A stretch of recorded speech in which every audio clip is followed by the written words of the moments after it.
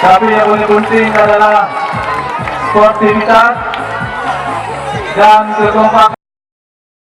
Alhamdulillah hari ini acara peringatan kemerdekaan Republik Indonesia yang 74 tahun 2019 terlaksana dengan sukses berkat dengan persiapan yang matang dari seluruh warga Kampung Lam Gunung dan juga para pemuda dan pemudi, sehingga dapat terlaksana baik sampai selesai, tidak ada kendala suatu apapun. Dan kedepannya kita harapkan acara yang seperti ini akan berlanjut lagi dengan anggaran yang bisa kita tingkatkan dari yang sebelum-sebelumnya.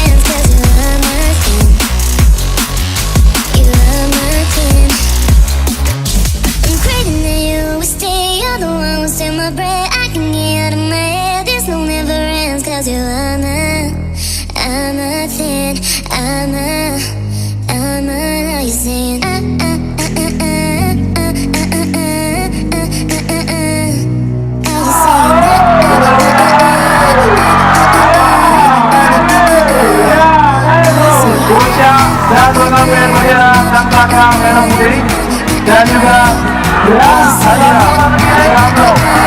ada ini